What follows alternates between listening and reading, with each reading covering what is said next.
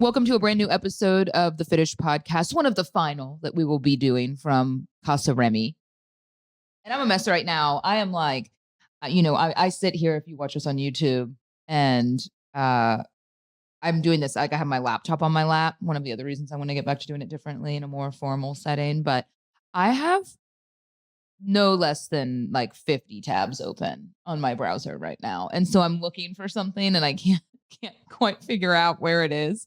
I have so many tabs open, but they are literally all almost work related. And some of those I'm going to address. There's sometimes that I just go ahead and shut Chrome off. Don't even say it. That is terrifying to me. I shut it off, and it's like when you start cleaning your closet, if you haven't used it in a while, it's because it doesn't need to be open. No, that's absolutely not true. So I keep mine open because, okay, so for instance, I have we have an integrated like messaging app that we get all of our customer service through for Fitish. And then for the other business, a separate one, obviously a separate account. I have, 3 or 4 email account addresses open that I'm constantly toggling between and checking. I have 2 different Shopify stores. I have a bunch of like sitemap docs. I have 2 different work calendars pulled up. But I have a Pinterest have to be board. Open at all times. Yes, because if those calendars aren't open, I'm not going to be able to find that. And I get that reminder and then I miss a meeting. So if you go here, there's something called bookmarks and you can have bookmarks. They are all bookmarked. But then I lost my bookmark tab. It used to be visible. Yeah, so I'll figure that out. If y'all don't know this about me, I'm a very manual person. So, there's so many cool things that new technology has afforded us. Like, for example, the rear view camera. Don't trust it. I don't use it. Don't like it. It fucked me over once. I don't believe in them. What's the camera? I put my arm here. Yeah, it beeped way too late. It just all of a sudden was like, beep, beep, and then smash, beep, beep, beep, beep, beep. No fucking shit. No shit. You're beeping real fast after. Oh, don't even nod your head at me. I have a pristine driving record, okay? So don't even nod your head like I'm a bad driver. I'm such a good driver. And you're a great parallel. You're a great parker. I'm a great driver. Fran. Not pristine. You're not a great driver. I only have like you're 5 joking. deferred adjudications in the past. I just found some speeding ticket. You're like going to get arrested here soon for not going. I pay all my tickets. I know, but I'm just saying, I think there was something like sitting on the counter and I was like, what? This was a speeding ticket? We still need to send that. It's my other deferred disposition. Yeah. I can't even believe you give me shit about driving when you're on my insurance. I'm not on your insurance anymore. Oh, you switched? Yes. Oh, good. You were just like in the penalty box for a year? No. So if we had it together, there was a saving, but I just needed to have my own thing. Oh, you were on mine because it was a savings? Yeah, we both were saving. No. We both were like because I got into that accident with the like Maserati. Yeah. And things got a little higher after that. So we had it together. We both actually saved money, but now I just decided to keep it on my own side. Why? Just because with the new car, I got a really good offer with a new insurance company. Oh, okay, great. Yeah. Okay, well, this diverted from me talking about how I live my life manually to you giving me shit about driving. No, I put my arm on the seat and I turn around. Huh? I think I wasn't giving you shit. And I turn around like this because I don't trust things. And so that's why I like all my tabs visible, I like all my tabs open. And the reality is a couple of them are online shopping since we are going out of town in a week and we can talk about that. But a couple of them are online shopping or like baby clothes. But out of the 45 I think I have open, I think 40 are work related. I know. I just like to have everything there so I can toggle. But at this moment, I was looking up some maybe questions that we've gotten in, and I'm struggling to find that particular tab. But yeah, we are going out of town next week. Well, I don't know precisely where we're going, but I've known for a while that we're going down to the Mayakobo region of Mexico, which you've been frequenting quite a bit lately. Is that why did you decide? Do you just like it very much, and that's why you want to go there? I really think that I love the Caribbean. I love Cabo, and I think Cabo is such a beautiful place to be. But the Mexican Caribbean is just amazing. Like for Remy, especially if he wants to get into the beach, um, the ocean is just like a never-ending pool.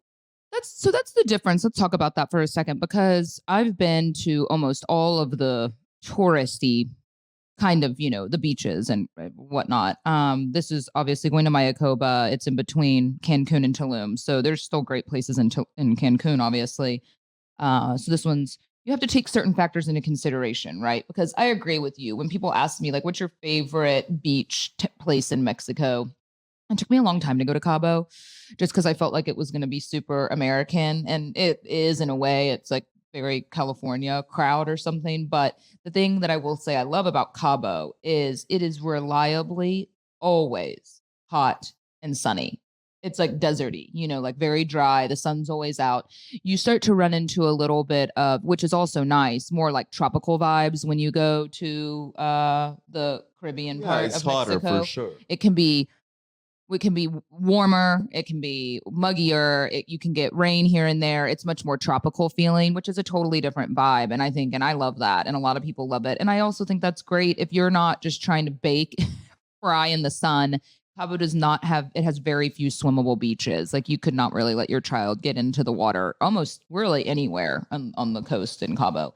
And so that's why, yeah, going to Riviera Maya is better. I think there's much more like kid friendly kind of resorts and activities and things like that, especially if you have teenagers and stuff. There's those cool like water parks and places like that that you don't really find in Cabo. Yeah. So for sure, more kids friendly. For sure, the beaches are more welcoming and more friendly just because it's the Caribbean. What's going on with the seaweed though? So that's still an issue. And the great thing about Mayakoba is that they do a really good job cleaning it up. So I think it's been less and less of an issue, but it's still an issue. I have heard different type of versions of why it's an issue. Not a scientist, I cannot pinpoint it, but I wish we could do something with it. What are they saying about it? Well, it's just based on an overproduction of seaweed based on certain pollutions that have gotten to the ocean. Wow. I know there should be like some use for it because they have those guys out there in the morning, like hauling barrels and barrels of it away. I've heard it's been more of a problem in Tulum for sure, because you're right. Those beaches in that water are amazing. But then when it's covered with seaweed on some days, it's tough. But yeah, that's a big business, I guess, for some of those people. Something for sure. Well, I'm excited. I think, when it comes to traveling with baby, a lot of y'all will ask, like, what do I need? What do I need to take? And Danny, who works for me at Fitish, she's actually going out of town for the first time with her baby, who is, I guess he's like 9 or 10 months old, 10 months old now, I think. I always forget. He's just, probably 10 months. He's a little bit behind Remy. And so they're going down to a resort in Cancun as well for a few days. And she's like, oh, I'm stressed about all this packing and things I need on the airplane and whatnot. And I think that first trip we took last summer, he was a different age. He was 5 months old. And I did a good job of packing. I didn't forget anything, but there's so much as a mom when it comes to packing for the baby for a trip when you don't have the comforts of home that I just think it can be like really overwhelming just with bottles or if you're bringing formula and everything you have to the bottle cleaner. And then you're going to Mexico. So people are like, what kind of water do I buy or drink? And so the good thing is we looked into milk, for instance, going to the grocery store. But yeah, it's a whole thing. You're basically just parenting somewhere else, right? So I'm not too worried about this one because I think Remy's going to really enjoy being on the beach and playing. But yeah, I think you just start facing different challenges. Challenges don't get easier or harder, in my opinion. They just get different.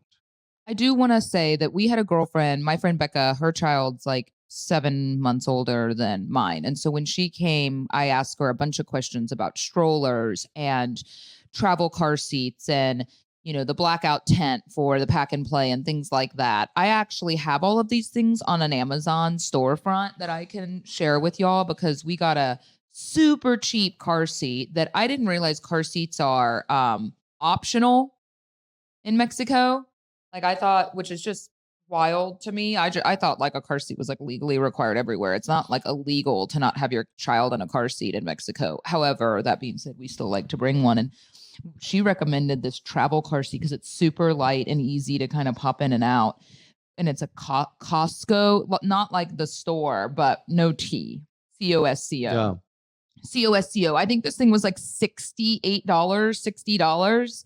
And we went to Walmart to get it the night before we last went to Mexico City. This thing weighs like, I don't know, 5 pounds maybe. It's not heavy at all. It comes with a bag. You can gate check it or you check it with your luggage and then it shows up on the carousel. And yeah, I mean, obviously it's another thing to add to the mix, but it's, as far as car seats go, it was like pretty easy and light. So I would highly recommend that if you're traveling. It's bulky, but it was just amazing. Yeah, no, and a lot of people buy like the strap to the suitcase and stuff. We didn't do that. We just checked it, but it was good. And then he threw up all over it, remember?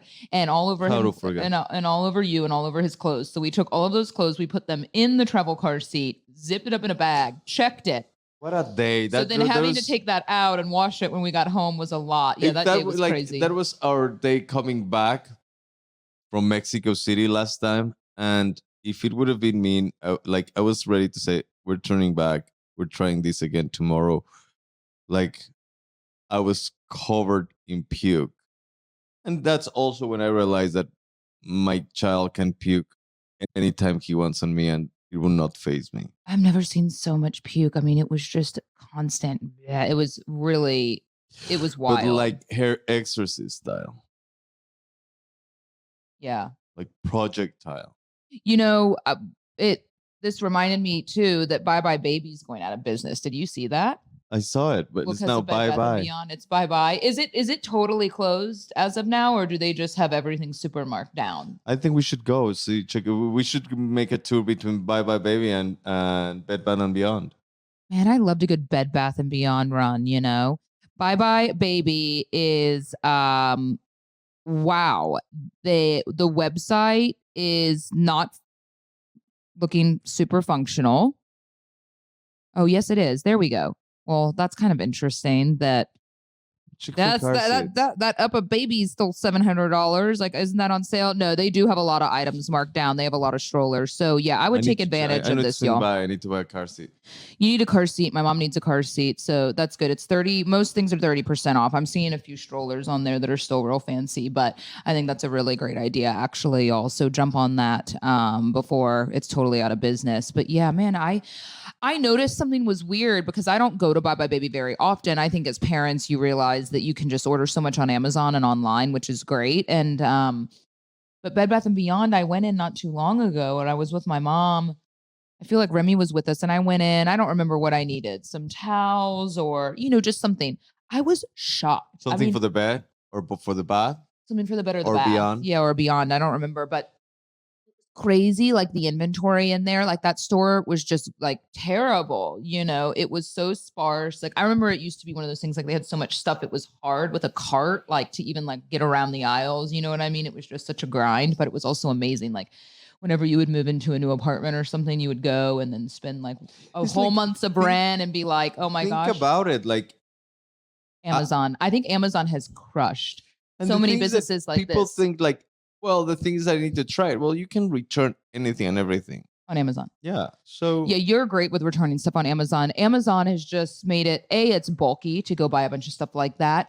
But let's be real, Bed Bath & Beyond going in there, stuff was very expensive, even for stuff that was just like very middle of the line quality. And I think now there's so many great businesses that specialize like in bedding or in towels. Like I go on Amazon because, we move into this new house. I didn't buy a whole lot of new stuff like that, but we did have an extra bathroom here. So I'm like, or for Remy, but all of our bedding now, I've gone through so many different brands of nice bedding, but when you need backup bedding, I went to Amazon. I mean, I'm telling you, I have found insane bedding for like $30 and $40. You go to Bed Bath & Beyond, that shit's like $200, $300. I think it just was so expensive. I remember when we started dating and we went pillow shop. I think that has been the most traumatic pillow shopping experience I have had. Like, it was $300 per pillow. At Bed Bath & Beyond. Per pillow. Because you would prefer to sleep on a marble slab. It is insane the kind of pillow you want to sleep on. Yeah, it's $20. I mean, My $20 pillow does the job. You could just literally buy a 2x4 at Home Depot and throw a pillowcase over it. That is what you put your head on at night. 100%.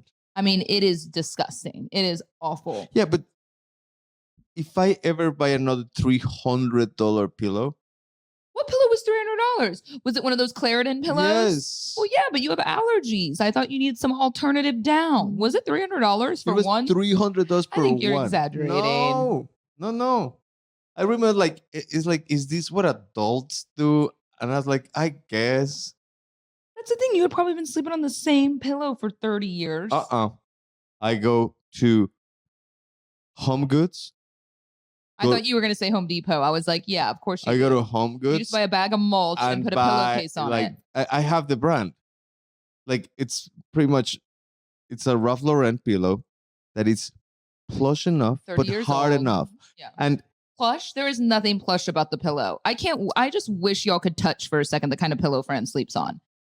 It's plush. It's disturbing. And it molds into your neck. Like, I feel like I'd hand that to a homeless person on the street and they'd be like, yuck, get this out of here. Homeless people are homeless because they lack taste, you know? That is not why homeless people are homeless. That's what they should be homeless. Homeless people are homeless because they lack taste. We're just taste of working. We're gonna just jump over like mental illness and drug addiction. They lack taste. They lack taste for working. Okay. Okay. So yeah, well, y'all capitalize on that. I would say Fran's idea for the show today was to run through a list of all of our favorite things, and I was like, well, we can touch on that a little bit, but I would say I got the yo-yo or the ya-ya, whatever the stroller is. That thing, I love that stroller. It's not a cheap stroller. I think that stroller was $600 or $700, but I will say it is like the absolute easiest to pop open and shut. And so we got duped a little bit into the Duna trike because the Duna's amazing. I wasn't duped. That's been one of the best investments I have had. I can't believe you're saying that. It is such a novelty piece. It's cool and he likes it, but it's a novelty. Every Tuesday I have a date with my son where we go mainly to the mall. Now we might start switching it up. That's great. But think about all day, every day as a stroller. Oh, I don't use a stroller all day, every day. You know? So that's why I have the Mima Hari. That it's so easy to use. But the Duna trike is cool, but it is, don't fool yourself. It is not like having a Duna. Oh no! That Duna stroller, it's been like that thing the best invention. After fire. The Duna stroller, for those of y'all that are pregnant or expecting. Now, there's lots of great strollers, and the downside with the Duna is that by about a year, or depending on if you have a bigger baby, that's about the limit of time that you're going to have with it. But I really loved that thing for a long time. I'm pretty sure I can still squeeze Remy there, but that's why we give it away. So I didn't have the temptation. You gave it away? Yes, I gave it away. For free? Yeah, that's what giving away means. Why would you do that? It's giving back. Getting back to the community. You gave away our $600 Duna that we had used. Giving back to the community. Why would you do that? Babe, because I have these couple of friends that are having babies and they were about to use Fucking charge them for it. Are you serious? You're the one selling everything. You don't let me get rid of your old ridiculous shit that you haven't worn in 5 years and you just gave away our Duna? Why? So it's called friendship, you know? That's so fucked up, actually. I'm kind of mad about that. Why wouldn't you at least sell it? I got paid.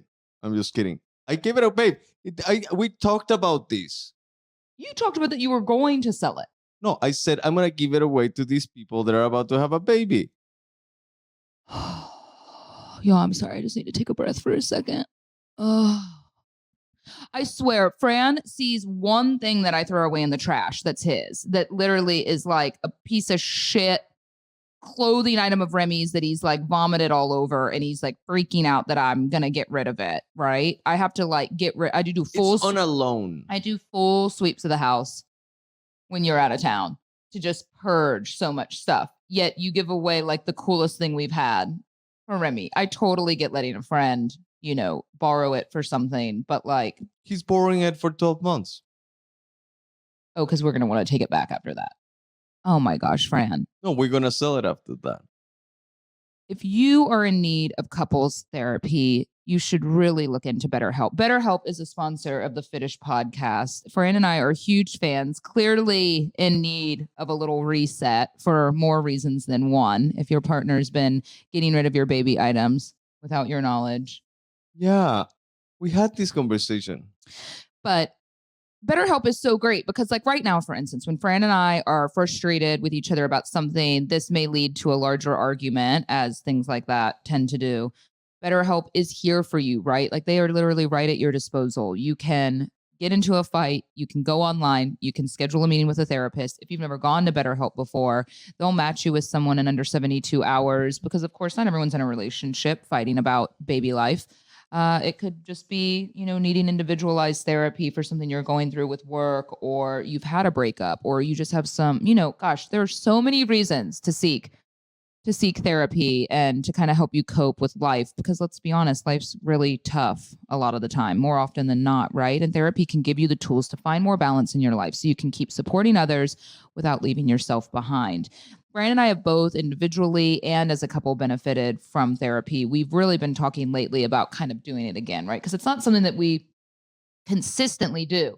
But I think when you start realizing you're kind of fighting about the same thing, once a month, you have this big fight. I don't know if Every other 28 people days. are that way, See, or he makes some comment about that, like you're so chauvinistic. Sometimes it drives me crazy.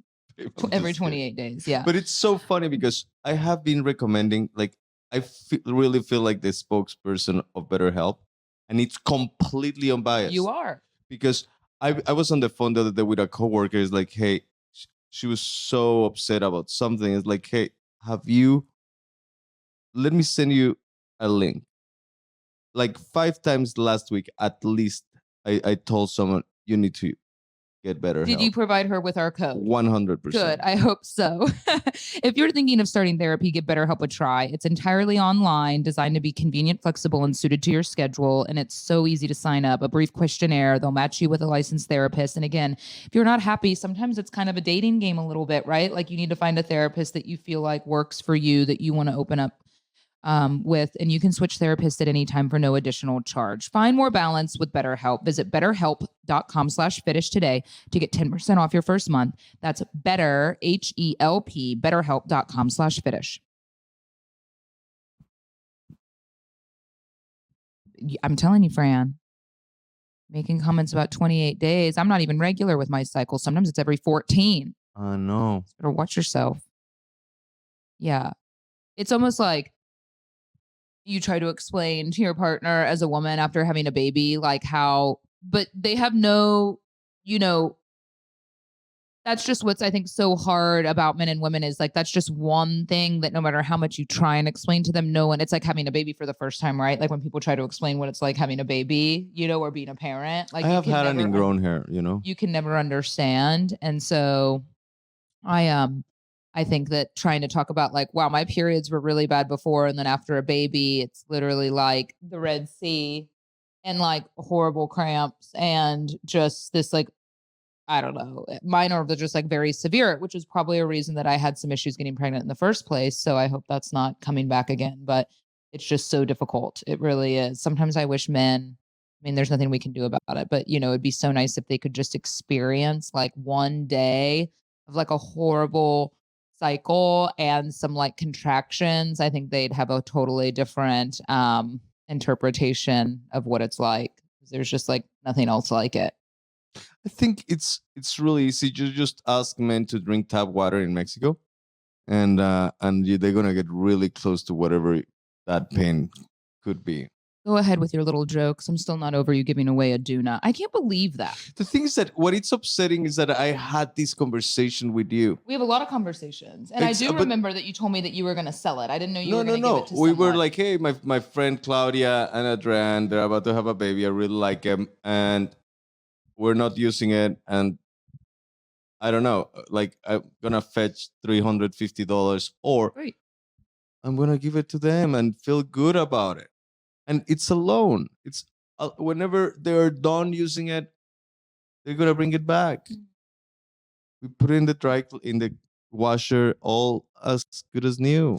Yeah, I wish our producer was saying too, because he had a baby recently, that they made a larger model. It's so true. Oh, The problem is, though, how you get a larger model and your baby's heavy, and that's what started to happen to me with Remy. I mean, he's a 25-pound baby at this point. So that plus the Duna is heavy because it has the wheels, it pops out. So by the end of my usage with it, because I was the first one to jump ship and get a large car seat for his like comfortability and a stroller, I was like, I got to break this up, and that's an investment. But like, I that's why I went with a car seat for myself, by the way, that works until Fran's still been on the fence. Like he ordered a car seat that was super expensive. He said he didn't like it, so he returned it. Now he's been using the travel one, which isn't like a dream for everyday home use. But I went ahead and found a car seat that I thought was priced more reasonably, and it fits him until he no longer needs a car seat. Like it turns into a booster, it swivels. I'm really happy with it, actually. I mean, I'm sure there's other great ones, but I've been like super happy with the use of the one I got. I'm gonna talk to the people from R&D, from Duna R&D, because I think there is a way to make a bigger one. Like if you see how they put the stretchers in the ambulance, they go up. The second they get into the ambulance, the legs fall, so nobody has to carry the weight on it. There's something there. It takes 2 men to load a stretcher into the ambulance. No one does that totally alone. Yes, but you're not gonna use the Duna until he's 20 years old. Yeah, but Maybe I could till not 3. even pick him up and snap him in like that. No, that's exactly. So if it rolls into it and there is a system where it catches and just goes up into you don't have to put any. Wow. I'm into something here. Sure, I'm sure you are, baby. All right. Well, let's talk more positively, because Fran and I were having a discussion this morning about we feel like there's been a couple of good TV shows that we've watched. And if that gets you through your week after you put the kids down and you're looking for something good to watch, I have to say, I really, really enjoyed the show Beef on Netflix that we watched. And Fran and I have the tendency to just like burn through a show. So when a new season comes out, obviously we've really enjoyed Succession.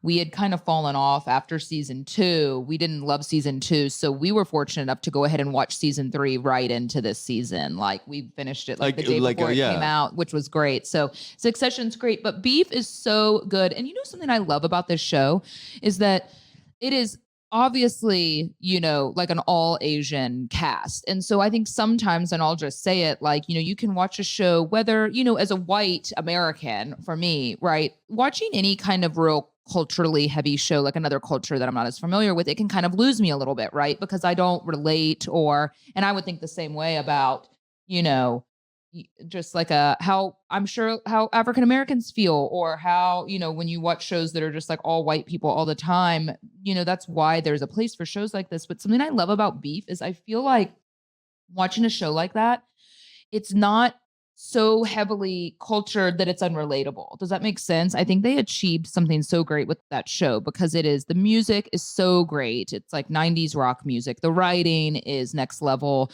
It's just so relatable. It all stems over a kind of road rage incident that kind of spirals both of these like on tilt people's life out of control. And Ali Wong, who's a female comedian who's so funny.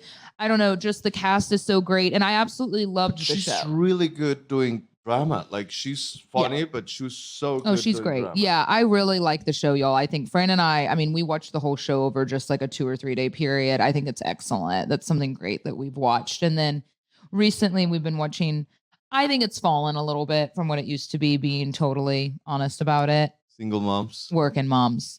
Single moms. It's called Working Moms. Yeah.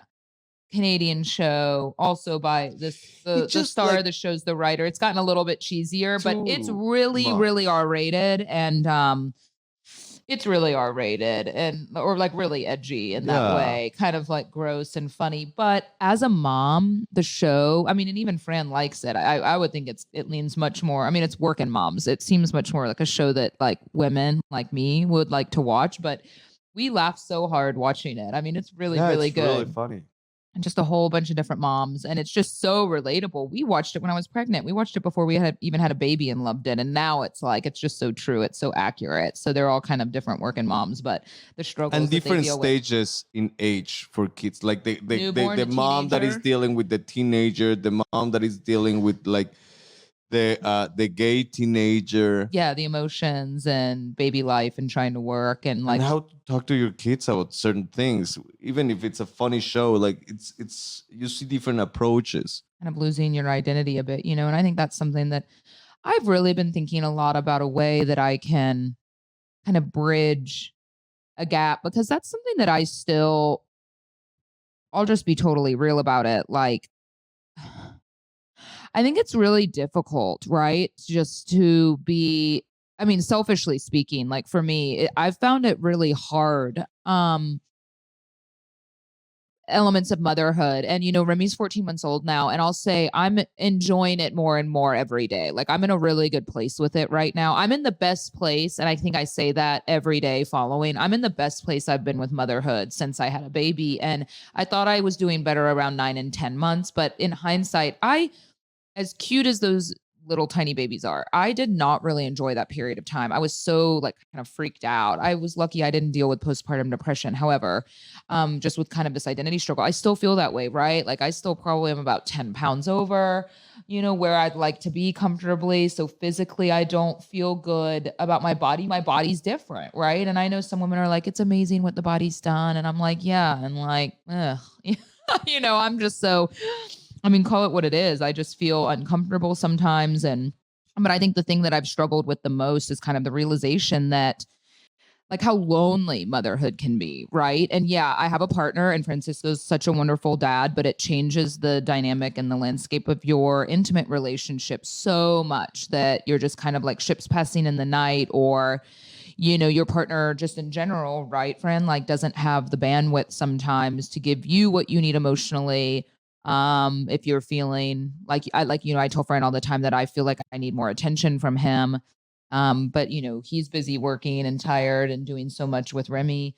But yeah, I feel very lonely a lot of the time. And I've been thinking about how I can use my platform, because I know something I do know after speaking to y'all for so many years. And the reason I'm always so open about my feelings is because I know so many of you feel the same way. And you tell me that when I'm like, Remy's penis looks red. Like, how do you know what's normal? Everyone's like, oh my gosh, the things as a boy mom that I Googled and the things I would go to the doctor about. I just think there's a lot of things that if I'm feeling that way, I know that I'm not alone. That doesn't take away from the fact that motherhood can be a very lonely experience. I think, especially in this period of time before your child's in school, when you actually maybe will meet some more friends that way, right? Even if it's just friends of your child, but you at least start to find moms that are in the same range. And I just think there needs to be more resources out there for women that are in this period of time between Yeah, zero I think you're and doing an amazing job. 3 or 4. Well, I mean, I haven't really done anything with it yet, but I think a lot But now that I'm just out and talking about it. about like, what could we do, for women? I mean, I didn't even tell you, like, I made a new mom friend in the mall the other day.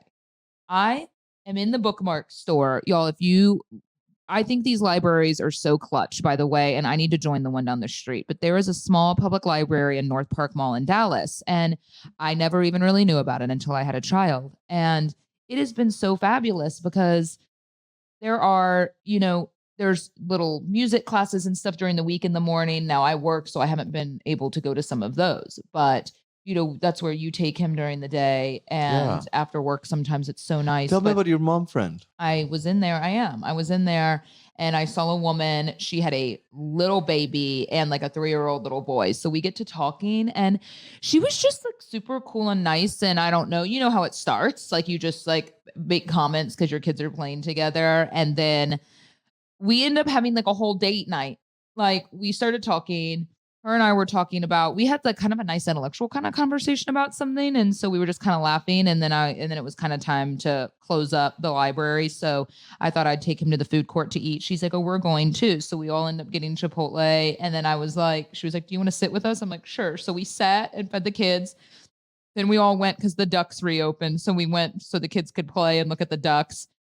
It was so nice. And so she's texted me since, because the library has like lots of other events. But I go, this is how you have to make mom friends. And so think about if you're really shy or you don't feel like getting out of the house. Like, it's almost impossible unless you're going to places where other moms are getting out. And so, yeah, I just think that it'd be really nice if there were some more organized activities, or just like things that we could have you bring your kids to. And so maybe I can use Fitish to do some of that. But because, yeah, I think that motherhood's like a super lonely journey a lot of the time because we're all in it together, but we're not together. We're doing it alone, and that's really difficult. Yeah. No, I get it. It's that's such a beautiful place, that little bookmark library. And your friendships change. I mean, let's be real. I don't even have some of the same friends that I used to have, and there's a lot of reasons behind that. And I felt a lot of disappointment with how some of my friends that I thought were closer behaved when I had a baby. Like, I Or didn't didn't behave. or didn't behave. Like I didn't see a friend for 9 months and I'm just not okay with that. Like if I was bathing your child on Friday nights before I even had kids because I was,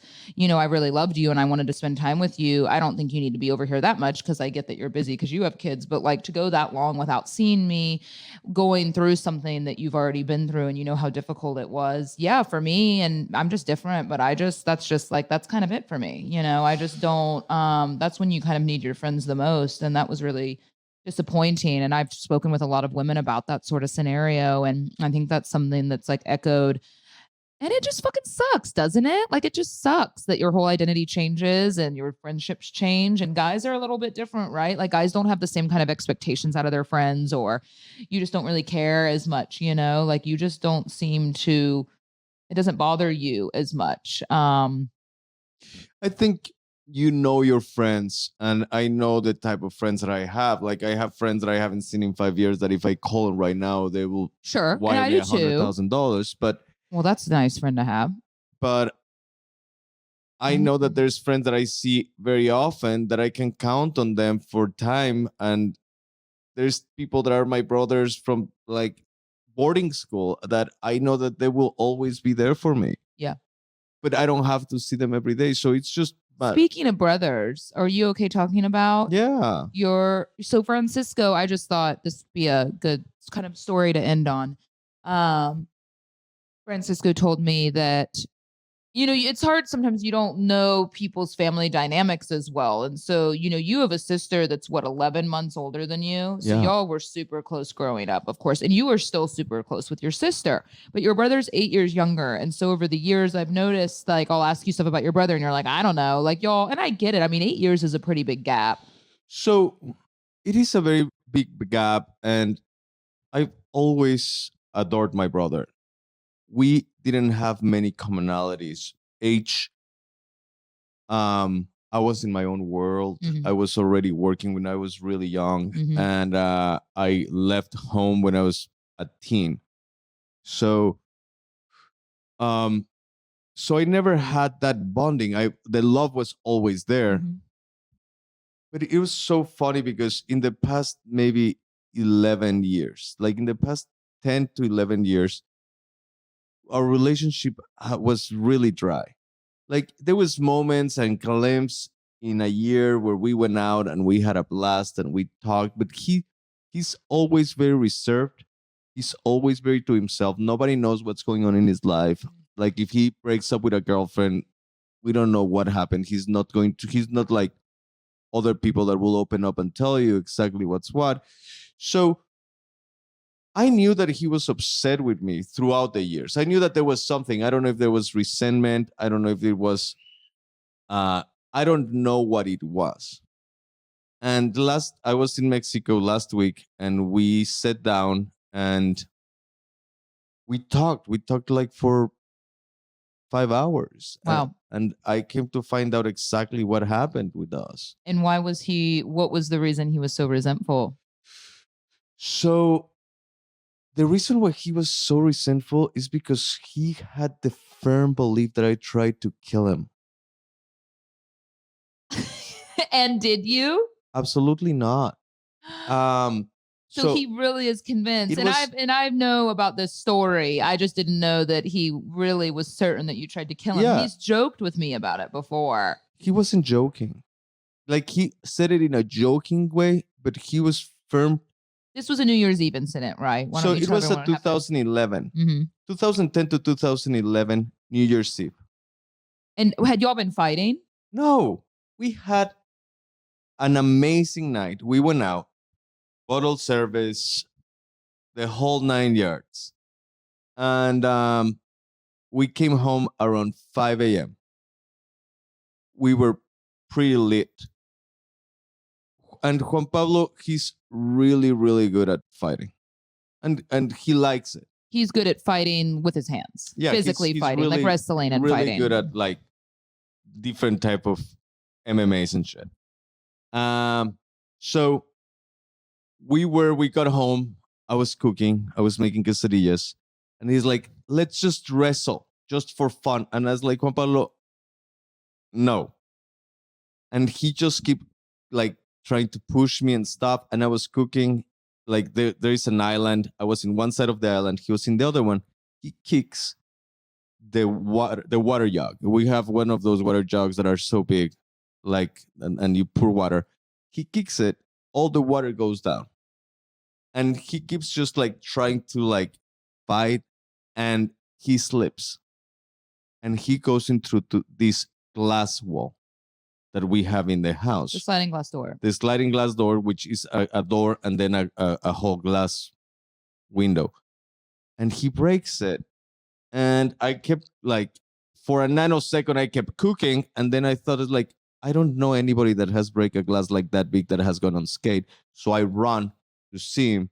He had a cut from his neck, like literally a whole foot from here to the middle of his chest. Wow. And so much blood. So much blood. I grab him, carry him, put my hand, put pressure in his neck, took the first car that was available in the garage, took him to the ER, and saved his life. They were able to right away stop the bleeding, and got the best plastic surgeon. Was anyone else around the house when this happened? My parents were around the house. They were there. Yeah, but they were sleeping. Well, right, but no one saw this. No one saw this. So he is for the last, what? For 10, the last 12, decade. 13 years? For the really last believe decade. That you pushed him? He, like, and I've been telling him, like, there's been times that he told me that, it's like, Juan Pablo, don't be a fucking idiot. Like, how am I going to try to kill you? I adore you as a person. Like, you're the best thing ever happened. What happened this last week with your conversation? Does he believe you now? He has been going to therapy for the past year, and he's been trying to work a lot in self-improvement. Yeah. He was a professional soccer player at some point. He had a lot of, like, soccer is his life, and when he couldn't pursue his career, he got a little down. So he's been going to therapy. He's thriving at his job. Yeah.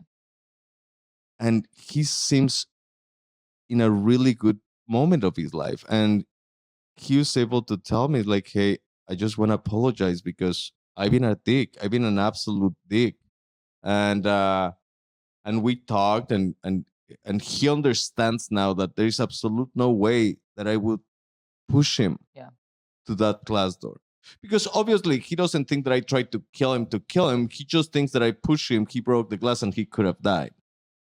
So it was a wild idea. Like, I came back from Mexico like feeling that I have reached a catharsis. Like that was in the back of my mind, always weighing on me the fact that our relationship wasn't great.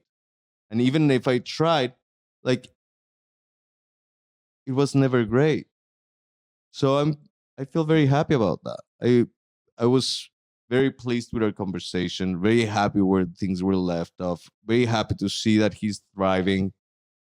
I'm so glad. Yeah. I mean, gosh, I don't have that sort of sibling issue. Mine are different. Like, I mean, I have my young half siblings, but obviously never have gotten in a fight with any of them. They're so little, but it's so interesting, the dynamic, right, that siblings go through, and you can have such a long period of time of being so disconnected from someone that's like a blood relative. If any of y'all need any help reconnecting with a sibling, Fran would love to help you, lend his services. Well, I don't know if I'm really good at it because I tried for 10 years.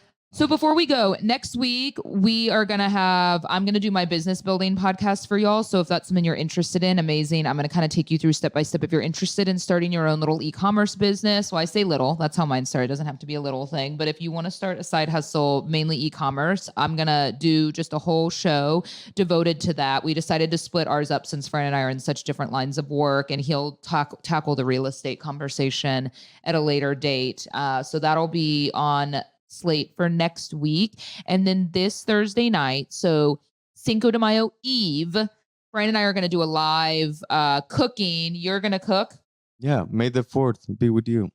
You're going to cook. I'm going to cook. I'm going to make flan. Okay, so we're going to send out a newsletter with the ingredients if you want to cook along. If not, we'll have a drink. I'm not going to cook or do really anything in the kitchen. I'm just going to talk to y'all. So we'll do a live. We always offer some discounts and stuff like that. So that'll be fun on the Fitish Instagram account. We haven't done one in a minute and people are interested. Yeah, we need to do something. Yeah. So also, if you have any questions about building the business before I record that show for y'all, you please email me info@fitish.com and I'll add those to the agenda for the show next week. And we'll see you then. Thanks so much for tuning in. Have a great week. Yeah. Have a wonderful week.